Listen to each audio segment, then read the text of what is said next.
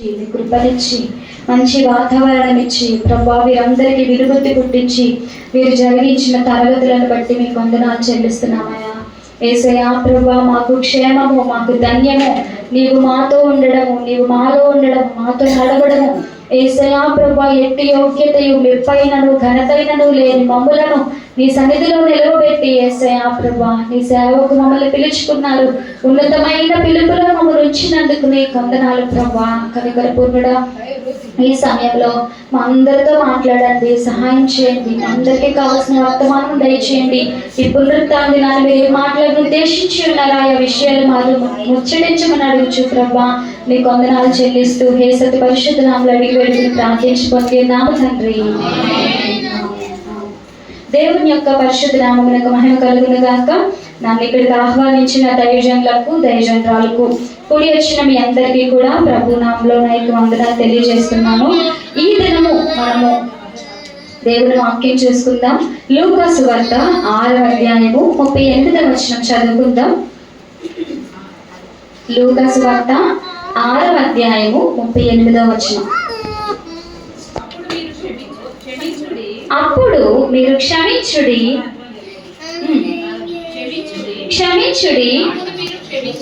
అప్పుడు మీరు క్షమించబడుదురు. ఈయుడి, అప్పుడు మీకు ఇయ్యబడును. అనచి కుదించి దిగజారునట్లు నిండు కొలతను మనుష్యులు మీ ఒడిలో కొలుతురు.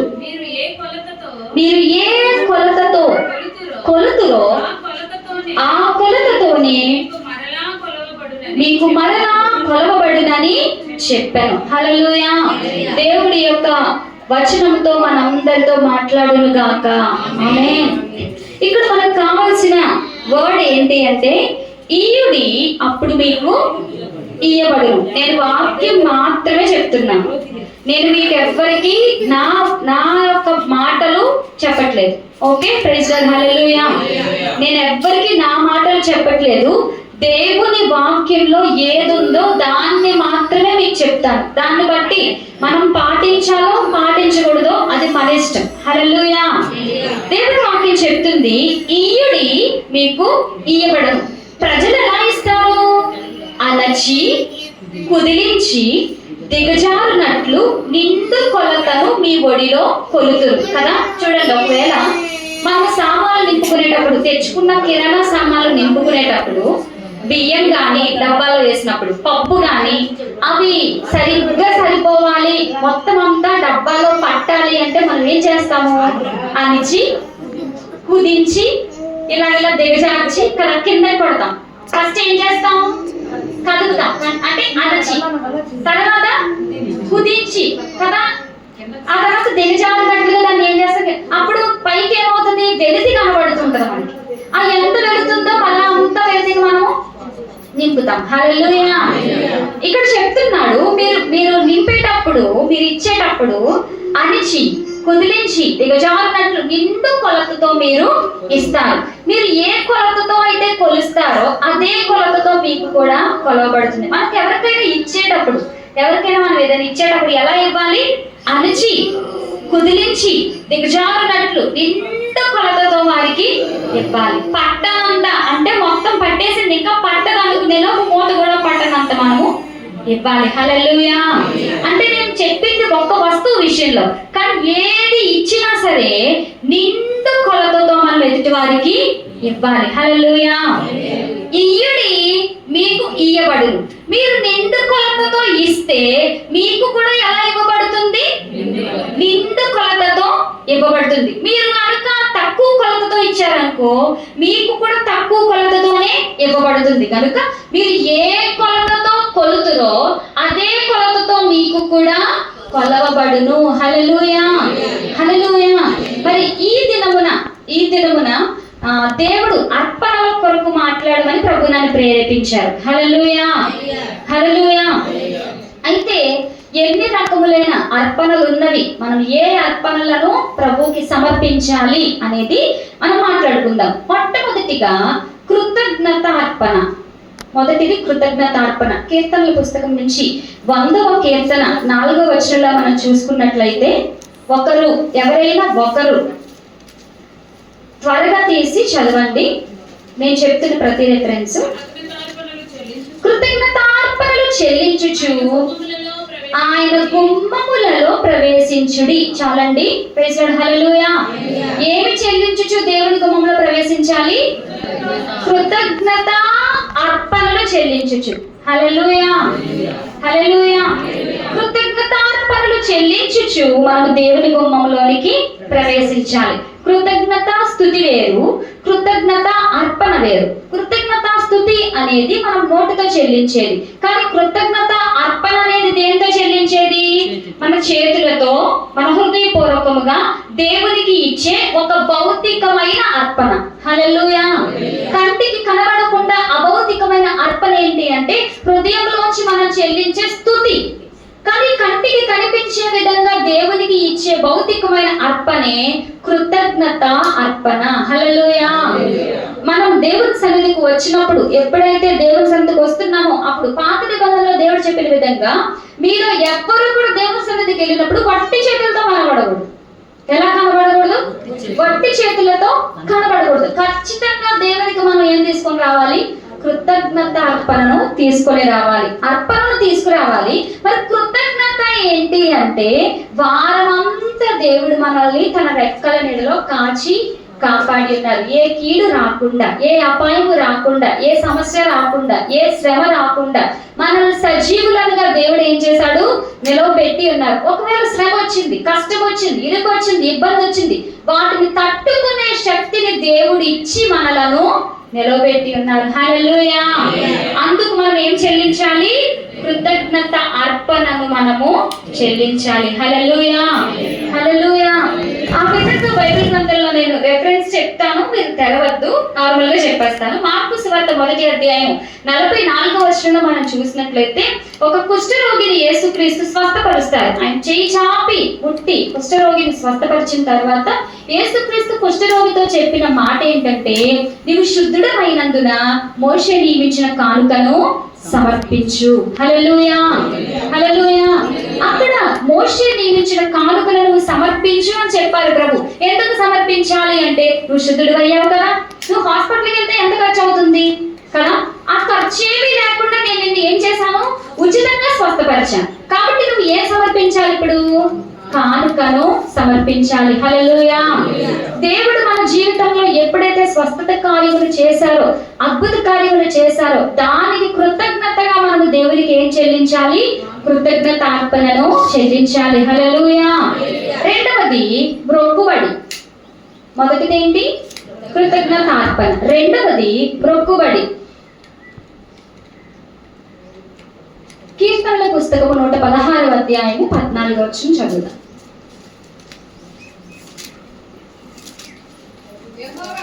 యెహోవాకు నా మొక్కుబడులు చెల్లించెదను, ఆయన ప్రజలందరి ఎదుటనే చెల్లించెదను. హల్లెలూయా.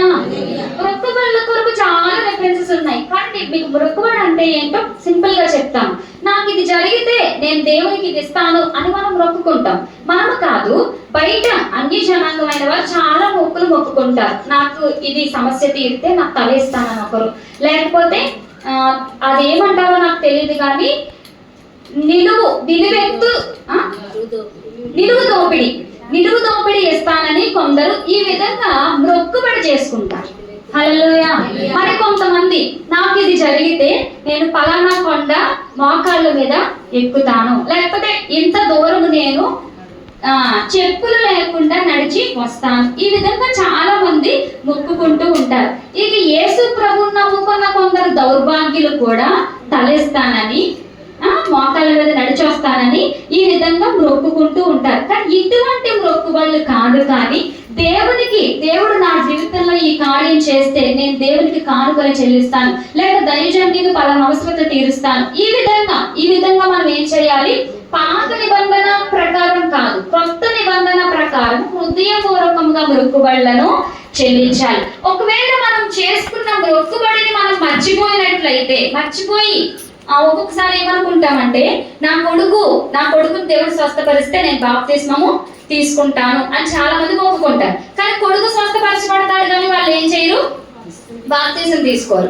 ఇంకా చాలా మంది ఈ రకమైన మొక్కుబడులు, నేను దేవుని సన్నిధికి వచ్చేస్తాను, నేను దేవునికి సమర్పించేసుకుంటాను, ఈ సమస్య తీరితే నేను మందిరంలోనే ఉంటాను, ఈ విధంగా చాలా మంది మొక్కుకుంటూ ఉంటారు. కానీ మొక్కుబడులను మాత్రం ఏం చేయరు, చెల్లించరు. ప్రసంగి గ్రంథము 5వ అధ్యాయము 4వ వచనం మనం చూసుకున్నట్లయితే, ప్రసంగి గ్రంథము 5వ అధ్యాయం 4వ వచనం, నీవు దేవునికి మొక్కుబడి చేసుకొని ఎడల దానిని చెల్లించుటకు ఆలస్యము చేయకుము. బుద్ధిహీనుని యందు ఆయనకి ఇష్టము లేదు. నీవు మొక్కుకున్న దాన్ని చెల్లించుము.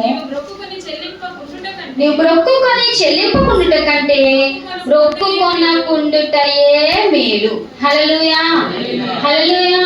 మనం మొక్కుకున్న దాన్ని చెల్లించడానికి ఏం చేయకూడదు, ఆలస్యం చేయకూడదు. ఒకవేళ మొక్కుకొని చెల్లించకుండా ఉండడం కంటే మనం మొక్కుకోకపోవడమే మంచిది.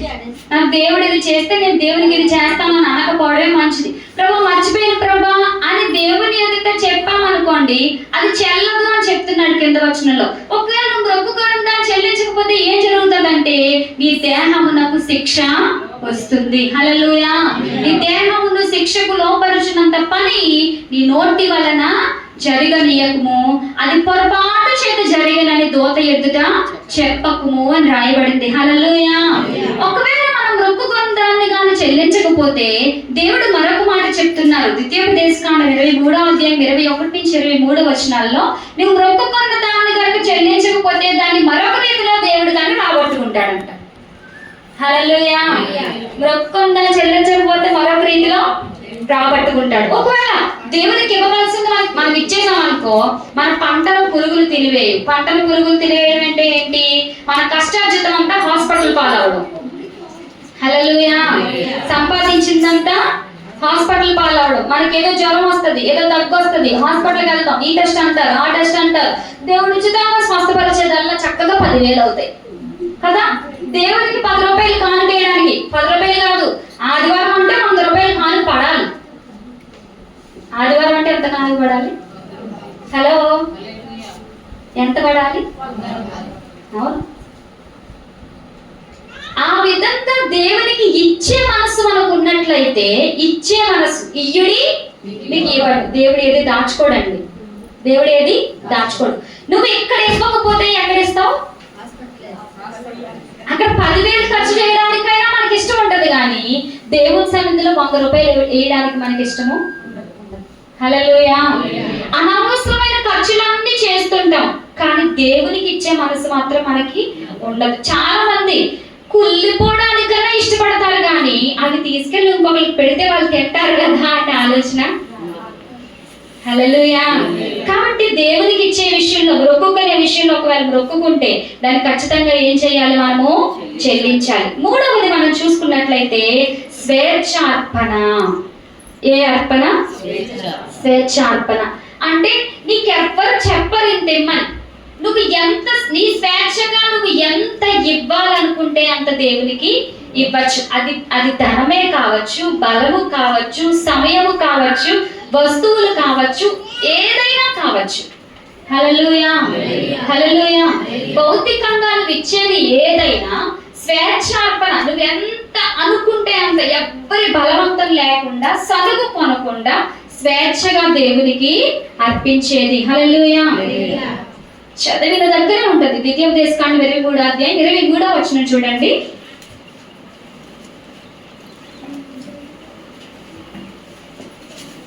నీ పెదవుల నుండి బయలుదేరిన మాటలు నెరవేర్చుకొని నీ దేవుడైన యెహోవాకు మొక్కుకొనిన ప్రకారము నీవు నీ నోట పలికినట్లు స్వేచ్ఛార్పణను అర్పింపవలెను. హల్లెలూయా, హల్లెలూయా. కొన్నిసార్లు మనం అనుకుంటూ ఉంటాం స్వేచ్ఛార్పణ ఎలా అంటే, పలానా వస్తువు నేను అమ్మిన తర్వాత ఎంత డబ్బు వస్తుందో అంత డబ్బు దేవునికి, అంటే ఎంత వస్తుందో మనకి తెలియదు, దాన్ని స్వేచ్ఛ ఇచ్చేస్తాం మనం ఆ వస్తువుని. హల్లెలూయా. బైబిల్ గ్రంథంలో అపొస్తలుల కార్యాలు 5వ అధ్యాయంలో అననీయ సప్పీరా ఆ విధంగా చేశారు. ఏ విధంగా? తమ యొక్క భూమి వెలలో భూమి ఎంత వస్తుందో అంతా కూడా దేవునికి సమర్పించాలి. కానీ వారు ఏం చేశారు? స్వేచ్ఛార్పణను అర్పించకుండా భూమి వెలలో కొంత దాచి దాచుకొని మరి కొంతను తీసుకొచ్చి అర్పణగా ఇచ్చారు. దాన్ని చేయడం వల్ల వాళ్ళకి ఏం జరిగిందంటే, పరిశుద్ధాత్మతో నిండిన పేతురు గారు మాట్లాడుతున్నారు, మీరు కొంత దాచుకొని కొంత తెచ్చారు కదా, పరిశుద్ధాత్మను మోసపుచ్చడానికి సాతాను మీ హృదయాన్ని ఎందుకు ప్రేరేపించాడు? మీరు ఇక బ్రతుకరు. హల్లెలూయా, హల్లెలూయా. మీరు దేవుని మాటకు లోబడలేదు, దేవునికి తెలియదు అని మీరు అనుకున్నారు, కానీ మీరు పరిశుద్ధాత్మను మోసపుచ్చారు అనగానే వారు అక్కడికక్కడే, ఒకరి వెనకాల ఒకరు అక్కడికక్కడే కుప్ప కూలిపోయి చనిపోయారు. హల్లెలూయా, హల్లెలూయా. స్వేచ్ఛార్పణము, దేవునికి ఏదైనా ఒకటి ఇవ్వాలి అని మనం అనుకుంటే ఖచ్చితంగా దాన్ని మనం ఏం చేయాలి? చెల్లించేయాలి. దాంట్లో కొంత దాచుకోవడం, కొంత తీసి పక్కన పెట్టడం, ఈ విధంగా మనము చేయకూడదు. 4వది ప్రతిష్ఠిత అర్పణ. ప్రతిష్ఠిత అర్పణ. ప్రతిష్ఠిత అర్పణ అంటే ఏంటంటే, ఒక దానిని మనము దేవుని కొరకు ప్రతిష్ఠించుకోవడం. ఫర్ ఎగ్జాంపుల్, మనకు ఒక 5 సెంట్ల భూమి ఉందనుకోండి, నేను ఎక్కువ చెప్పట్లేదు, 5 సెంట్లే చెప్తున్నాను. 5 సెంట్ల భూమి ఉందనుకోండి, మనం ప్రతిష్ఠించుకుంటాం. ఏమని? నా భూమిలో కొంత దేవునికి ఇస్తాను. ఒక ఎగ్జాంపుల్ గా 1 సెంట్ నేను దేవునికి ఇద్దాం అనుకుంటున్నాను అని ప్రతిష్ఠించుకుంటే, ఆ ప్రతిష్ఠిత అర్పణను దేవునికి చెల్లించాలి తప్ప ప్రతిష్ఠిత అర్పణను మన దగ్గర పెట్టుకోకూడదు. హల్లెలూయా, హల్లెలూయా.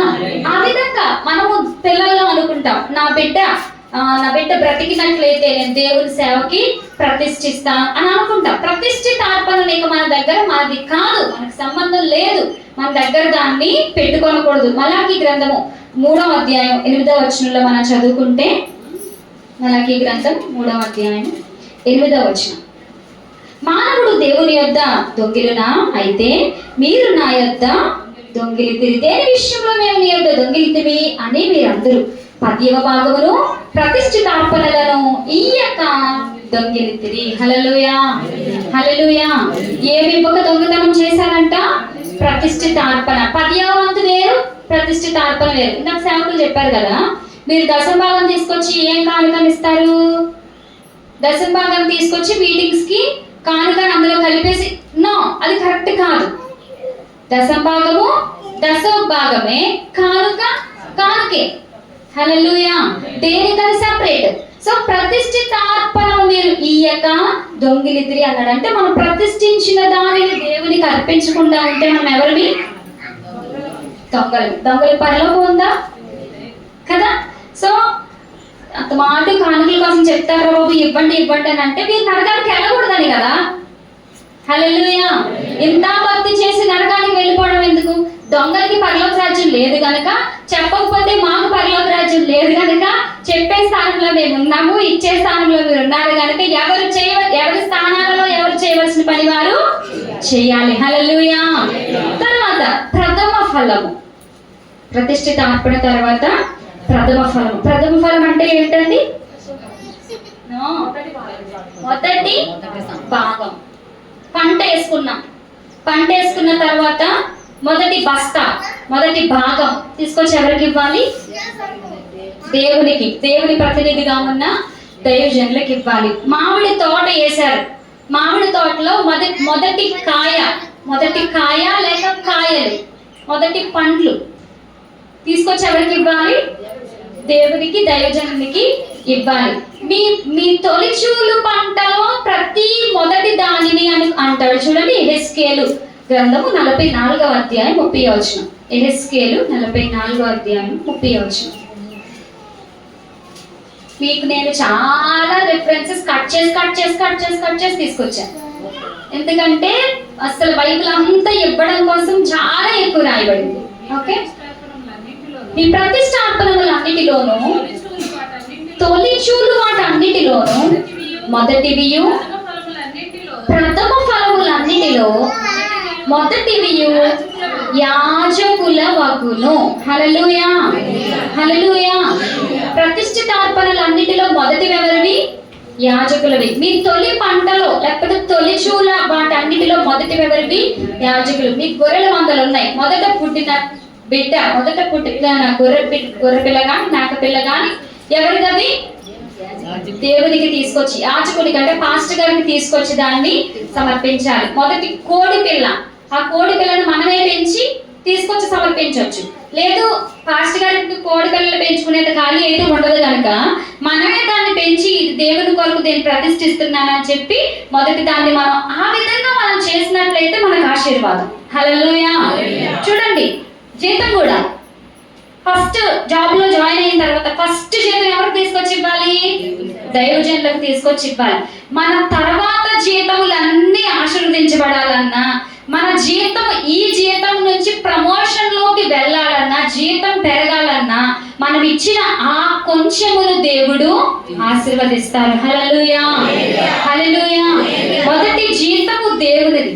జీతం వచ్చిన తర్వాత మొదటి భాగం, మొదట మనం భాగాలు చేస్తాం. జీతం వచ్చాక దీనికి ఎంత, దీనికి ఎంత, దీనికి ఎంత తీస్తాం. మొదట ఎవరికి తీసేయాలి? దేవునికి తీసేయాలి. దేవునికి తీయవలసింది ఎంత? దశమ భాగం. జీతంలో దశమ భాగం దేవునికి తీసేయాలి. ఈ విధంగా ప్రతి దాంట్లోని 10వ వంతును అంటున్నాను. దేని ప్రతి దాంట్లో ప్రథమ ఫలమును దేవునికి చెల్లించాలి. ఎండాకాలం వచ్చిందండి, ఫస్ట్ మామిడి పళ్ళు మన ఇంట్లోకి ఫస్ట్ తెచ్చుకున్నాం. ఫస్ట్ మన ఇంట్లో తెచ్చుకునేది కాదు. ఫస్ట్ ఎవరికి? ఎండాకాలం వచ్చింది, మామిడి పళ్ళు కొనుక్కున్నాం. ఫస్ట్ కాయలు, ఫస్ట్ పళ్ళు తీసుకొచ్చి దైవజనులకి చెల్లించి అప్పుడు మనము కొనుక్కొని మనము తినాలి. హల్లెలూయా. అది మనకు ఆశీర్వాదము. హల్లెలూయా, హల్లెలూయా. ఇది చేయడం వల్ల దేవుని శోధించిన వారం అవుతామని చెప్పాడు. నా సేవకుల్ని పోషిస్తున్నారు, నాకు ఇస్తున్నారు, వారు నా ప్రతినిధికి ఇస్తున్నారు. దేవుడు మన ఇళ్లలో ఉన్న ఆహారాన్ని దేన్ని కూడా తక్కువ చేయడు. హల్లెలూయా. మనందరికీ తెలుసు, సారేపతి విధవరాలు మొదట నాకు చేసి తీసుకొని రా అనగానే ఆవిడ ఏం చేసింది? మొదటి అప్పము తీసుకొచ్చి దైవజనునికి ఇచ్చింది. ఆమె దగ్గర ఏమీ లేదు, ఇక ఉన్న పిండి కూడా కొంచెం పిండి కొంచెం నూనె తినేసి చనిపోదాం అనుకునే సమయంలో దైవజనుడు ఎప్పుడైతే నా మాట, అంటే తన మాట ప్రకారం, దైవజనుని మాట ప్రకారం, నువ్వు నా మాట విను, మొదటి అప్పం చేసి తీసుకొని రా, యెహోవా జీవము తోడు అంటే, యెహోవా జీవము తోడు అంటే యెహోవా ఒట్టు పెట్టుకున్నట్టు అర్థం. అక్కడ దేవుని నామంలో నేను చెప్తున్నాను, నీ ఇంటిలో ఉన్న పిండి తక్కువ కాదు, నీ బుడ్డిలో ఉన్న నూనె అయిపోదని చెప్పారు. ఎన్ని సంవత్సరాలు పోషించబడ్డారు వాళ్ళు? ఇంచుమించు 3.5 సంవత్సరాలు వారు కొంచెం పిండి కొంచెం నూనెతో పోషించబడ్డారు. తీస్తూ ఉంటే పిండి అవ్వదు, తీస్తూ ఉంటే నూనె అవ్వదు, అసలు అవ్వట్లేదు. తీస్తూ ఉంటే ఏమవుతుంది? అది ఇంకా పెరుగుతూ ఉంటుంది. దాని మీద ఎవరి ఆశీర్వాదం ఉన్నది అంటే దైవజనుడి యొక్క ఆశీర్వాదం దాని మీద ఉన్నది. హల్లెలూయా. ఎస్కేల్ 44:30 కింద వచనం నుంచి మనం చదువుకుందాం. మీ కుటుంబములకు ఆశీర్వాదము కలుగునట్లు. చూడండి అన్నమాట, 44:30.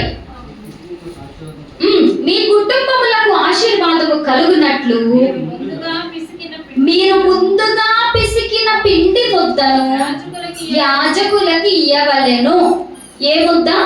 ముందుగా పిసికిన పిండి ముద్ద.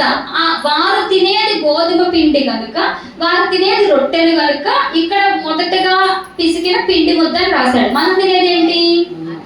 రైస్ కదా, బియ్యం. ఇప్పుడు మొదట మనం ఇది నిజంగా పాటించండి. మీ జీవితంలో ఆశీర్వాదం లేకపోతే చూడండి, నిజంగా మీరు ఆశీర్వదించబడతారు. మీరు ఎంత వండుకున్నా, కేజీ వండుకున్నా, 2 కేజీలు వండుకున్నా, అదంతా తర్వాత విషయం.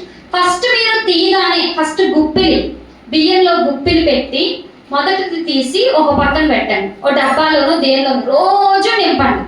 డబ్బా ఫుల్ అయిపోయిన తర్వాత తీసుకొచ్చి కానుకగా దైవజనులకు సమర్పించండి. ఇది ఏ ఫలము? ప్రథమ ఫలం. రోజు తినే ఆహారంలో కూడా మొదట మీరు తీసుకొచ్చే అర్పణ. హల్లెలూయా.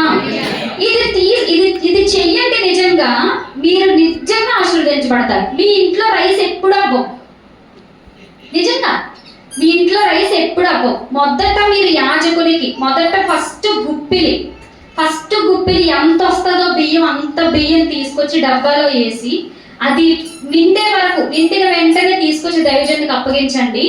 మీకు బియ్యం బస్తా ఉండగానే బియ్యం బస్తాలు రావచ్చు. పాత బియ్యం ఉండగానే కొత్త బియ్యం కొనుక్కుంటారు మీరు. హల్లెలూయా. లేదు, మీరు కొనుక్కోని అవసరం లేదు. దేవుడు మీకు ఎలాగైనా అనుగ్రహించచ్చు, చెప్పలేదు. హల్లెలూయా, హల్లెలూయా. దేవుని వాక్యం నమ్మదగినదా కాదా? దేవుడు సిగ్గుపరిచే దేవుడా? కాదు. ఆయనను నమ్మిన బిడ్డలను, ఆయన వాక్యమును నమ్మిన బిడ్డలను అసలు సిగ్గుపరిచాడు. హల్లెలూయా. మనకు కావాల్సింది ఏంటంటే విశ్వాసం. దేవుని వాక్యం మీద విశ్వాసం ఉంచాలి. ఉంచాలి. ప్రభా, నేను ఈ మాట నమ్ముతున్నాను, యాజకునికి మొదటి పిండి ముద్ద ఇమ్మన్నావు, ఇదిగో మేము తినేది బియ్యం కనుక నేను మొదటి గుప్పిలి తీసుకు నేను యాజకునికి ఇస్తున్నాను అని మీరు ఈ వాక్యమును పాటిస్తూ మీరు ఆ పని చెయ్యండి. మీ నిజంగా మీ యొక్క కుటుంబాలలో, మీ కుటుంబాలకు ఆశీర్వాదాలు ఇక్కడే రాశాడు. కుటుంబాలకు ఆశీర్వాదం, ఇంట్లో ఉన్న బియ్యం అయిపోవు, మీరు తినే ఆహారం ఎన్ని శ్రమలు వచ్చినా, ఓకే, మీకు ఎన్ని అప్పులున్నా తినడానికి మాత్రం లోటు ఉండదు. హల్లెలూయా.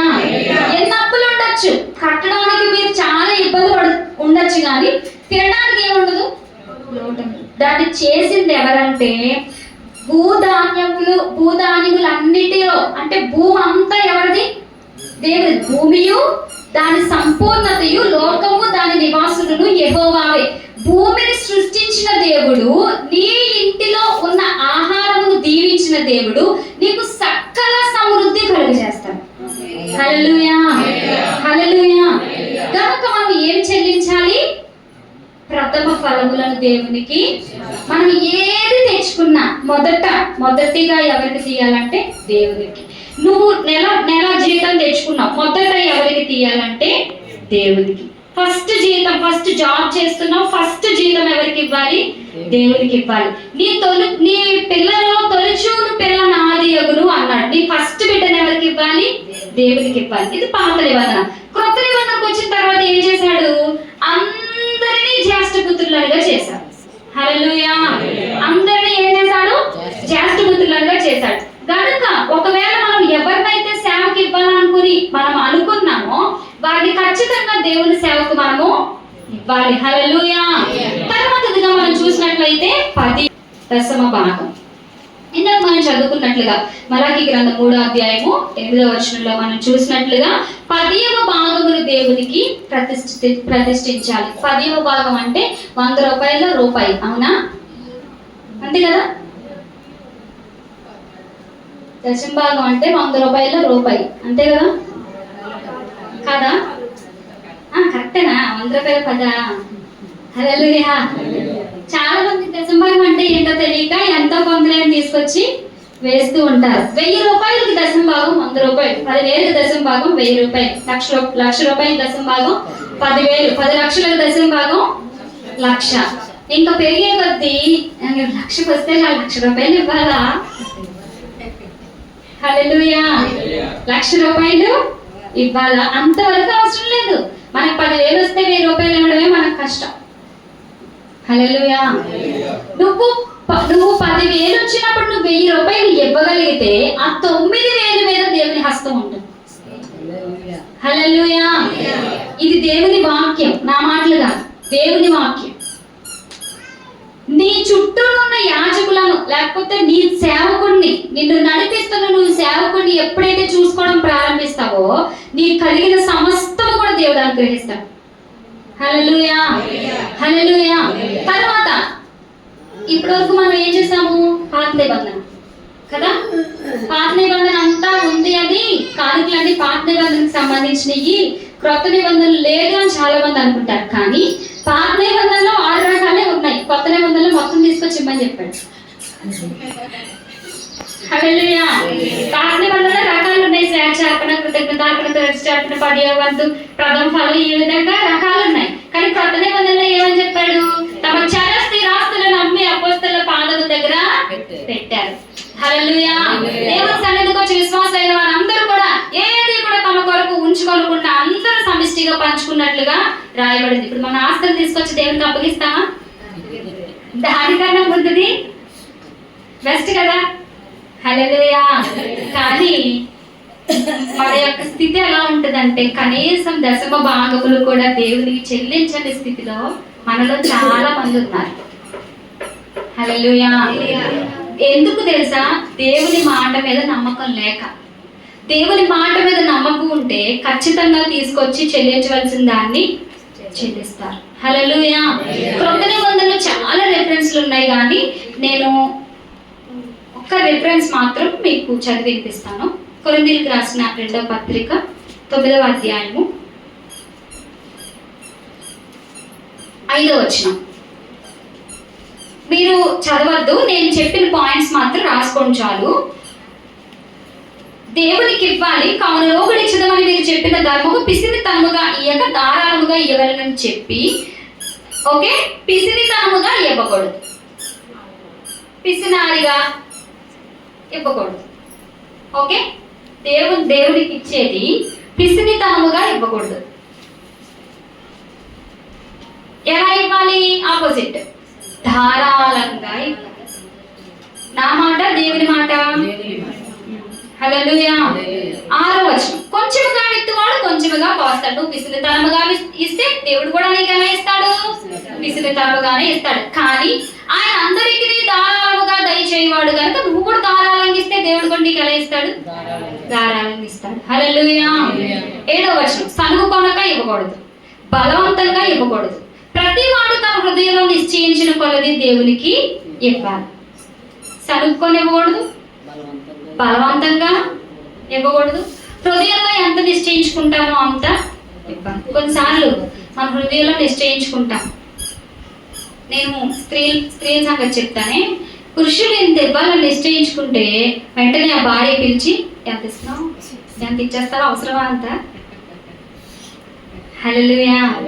తన హృదయంలో నిశ్చయించుకొనిన ప్రకారము ఇయ్యవలెను అని రాయబడింది. నువ్వు ఎంత ఇవ్వాలనుకుంటున్నావో ఇంకెవరితో సంబంధం లేదు, ఎవరిని అడగాల్సిన అవసరం లేదు, ఎవరు ఆపినా ఆగకూడదు.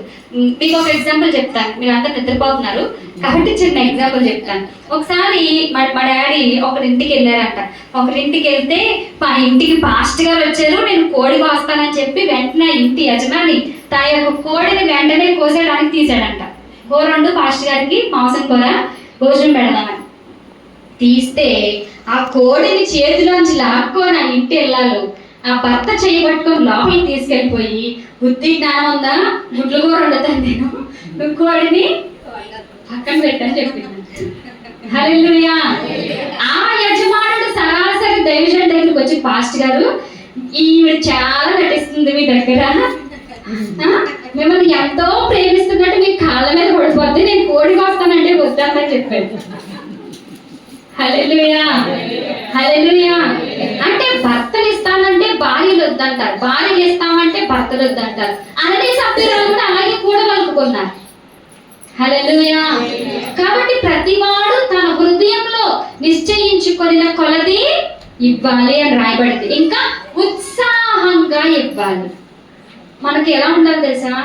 దేవుడు నాకు ఎక్కువ డబ్బులు ఇస్తే బాగుంది, నేను సేవకి ఎక్కువ డబ్బులు ఇద్దాను.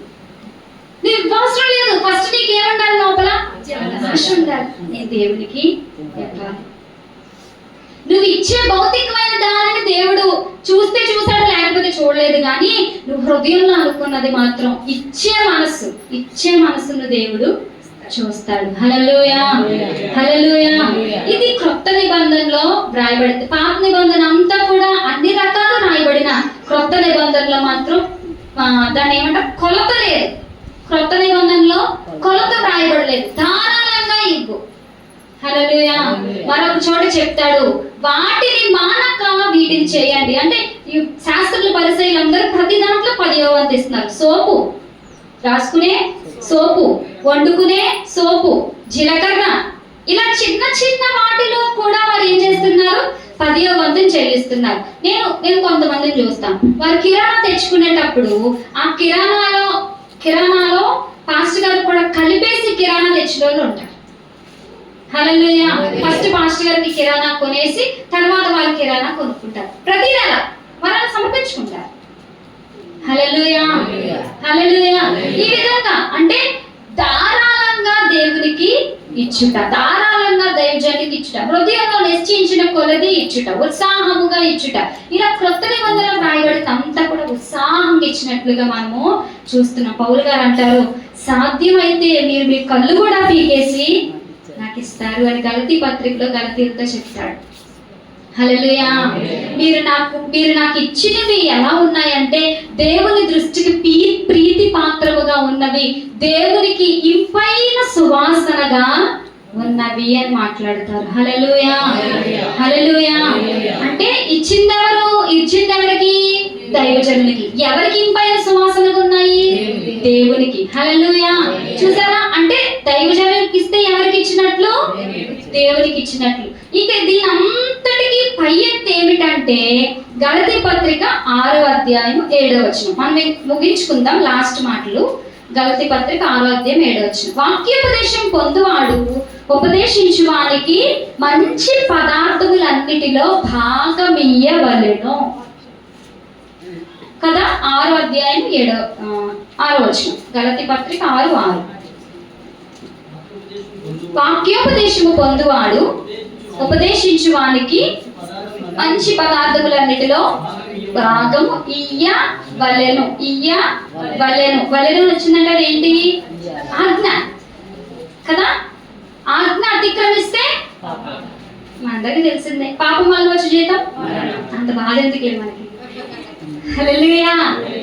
వాక్యోపదేశం పొందువాడు అంటే వాక్యం వినేవాడు, వాక్యం చెప్పే ఆయనకి ఏమి ఇవ్వాలి? మంచి పదార్థములన్నిటిలో భాగం ఇవ్వాలి. ఎందుకంటే నీకు ఆయన ఆత్మ సంబంధమైన బోధిస్తున్నాడు కనుక నువ్వు శరీర సంబంధమైన ఫలములు ఆయనకి ఇవ్వాలి. ఆత్మ ఎక్కువ ఉపయోగమా, శరీరం ఎక్కువ ఉపయోగమా? కదా. నిరంతరము జీవింపజేసేది ఏంటి? ఆత్మ. నిత్య జీవములోకి నడిపించేది ఏంటి? ఆత్మ. నీకు ఆత్మ సంబంధమైనవి నువ్వు తీసుకుంటున్నావు కదా, మరి శరీర సంబంధమైనవి ఇవ్వలేవా? హల్లెలూయా, హల్లెలూయా. నేను అన్ని రెఫరెన్స్లు అన్ని వాక్యంగా కలిపేసి చెప్పేస్తున్నాను, మీకు రెఫరెన్స్ చూపించట్లేదు. ఓకే. తర్వాత ఇచ్చేది బాగానే ఇస్తున్నాము, ధారాళంగానే ఇస్తున్నాము, అన్ని ఓకే. కానీ చాలా మంది ఏం చేస్తారంటే చర్చిలోకి వచ్చేటప్పటికే చిరిగిపోయిన నోట్ కనబడుతుంది. హల్లెలూయా. కండక్టర్ తీసుకోడు, పెట్రోల్ బంక్ కూడా తీసుకోడు, ఏ కిరాణా కొట్టోడు తీసుకోడు, ఎవ్వరు తీసుకోరు ఆ నోటు కదా. కూరగాయలు తీసుకోడు, ఎవ్వరు తీసుకోరు. అసలు ఆ నోటు చల్లనే చల్లదు. ఆ నోట్ ని శుభ్రంగా అంటించి తీసుకొచ్చి ఎక్కడ వేస్తారు? కాంతి పెట్టిలో వేస్తారు. హల్లెలూయా, హల్లెలూయా. ప్రసంగి గ్రంథంలో రాయబడుతుంది, లోపము గలది లెక్కకు రాదు. ప్రసంగి 1వ అధ్యాయం 15వ వచనం రాసుకోండి చాలు. లోపము గలది లెక్కకు రాదు. ఇంకొక రెఫరెన్స్ రాసుకోవచ్చు మీరు. ద్వితీయోపదేశకాండం 15వ అధ్యాయం 21వ వచనం. ద్వితీయోపదేశకాండం 15వ అధ్యాయం 21వ వచనం. చదవడం మాత్రం మలాకి గ్రంథం 1వ అధ్యాయం 8వ వచనం చదవండి చాలు. మలాకి 1వ అధ్యాయం 8వ వచనం. ద్వితీయోపదేశకాండం 15:21. ప్రసంగి 1:15. లోపము గలది లెక్కకు రాదు. మలాకి 1:8. గుడ్డి దానిని తీసుకొని బలిగా అర్పించిన యెడల అది దోషము కాదా?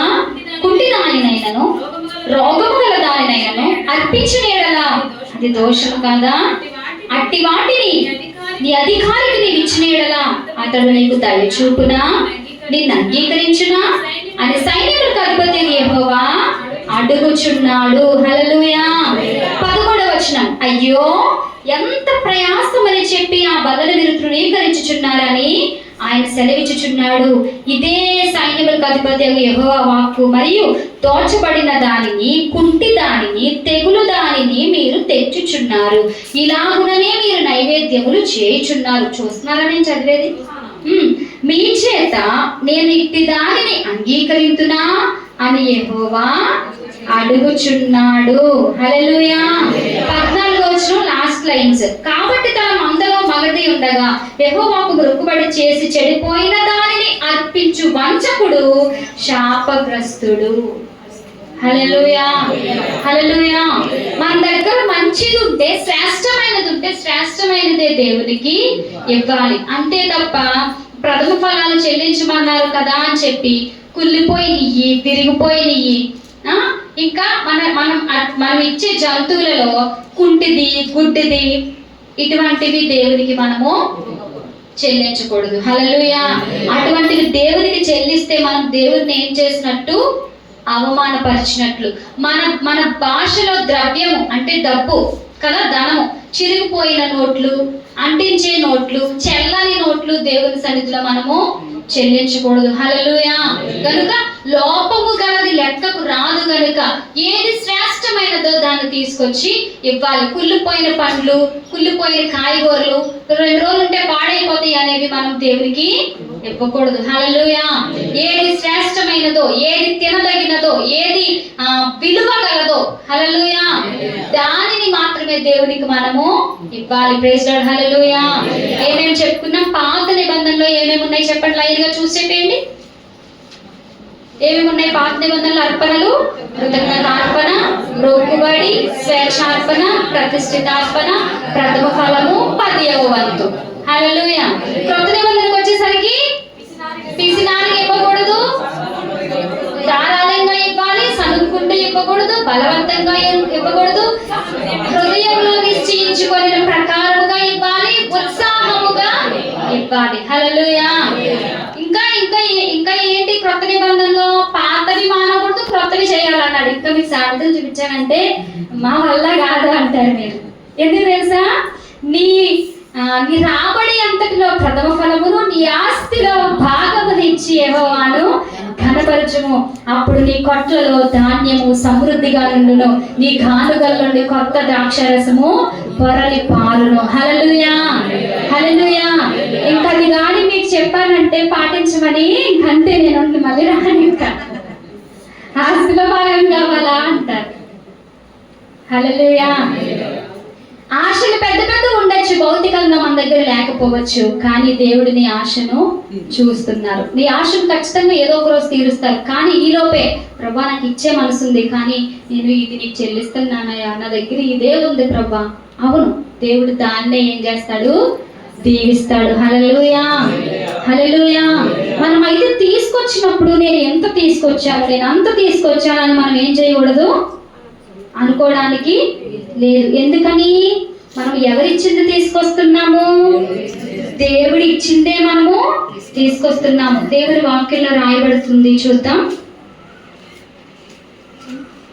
26వ అధ్యాయము 10వ వచనం.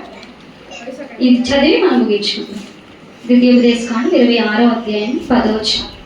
కాబట్టి యెహోవా, నీవే నాకు ఇచ్చిన భూమి యొక్క ప్రథమ ఫలములను నేను తెచ్చి ఉన్నాను అని నీ దేవుడైన యెహోవా సన్నిధిని చెప్పి, నీ దేవుడైన యెహోవా సన్నిధిని దాన్ని పెట్టి, నీ దేవుడైన యెహోవా సన్నిధిని నమస్కారం చేసి, నీకును నీ ఇంటి వారికి నీ దేవుడైన యెహోవా దయచేసిన మేలంతటి విషయము నీవును లేవీయులను నీ దేశంలో ఉన్న పరదేశులను సంతోషింపవలెను. ప్రభా, నాకైతే ఏమీ లేదయ్యా, నేను ఇదిగో ఇదే తేగలుగుతున్నాను, అది కూడా నీవు నాకు ఇచ్చిన దాంట్లోనే నేను తీసుకొచ్చాను. నేను ఎంత ఇచ్చాను? నేను అంత ఇచ్చాను. నేను ఇచ్చినట్టు ఎవ్వరు నేను సంవత్సరానికి ఎంత ఇస్తున్నాను? అబ్బే, ఇస్తే ఏంటి, ఇవ్వకపోతే ఏంటి? ఇవ్వకపోతే మానే. హల్లెలూయా. ఇవ్వకపోతే ఎవరికి నష్టం? దొంగలు ఎక్కడికి వెళ్ళరు? అంతే కదా. హల్లెలూయా, హల్లెలూయా. దేవుడు అడుక్కునేవాడు కాదు, దైవజనుడు అంతగానో అడుక్కునేవాడు కాదు. హల్లెలూయా. ఇవ్వడం వల్ల ఎవరికి ఆశీర్వాదము? మనకి ఆశీర్వాదం. ఎటువంటి కాలం ఇవ్వకూడదు? లోపము కలిగింది మనము. Praise Lord. హల్లెలూయా. దేవుడి యొక్క మాటలు దీవించును గాక. ప్రార్థన చేసుకుందాం.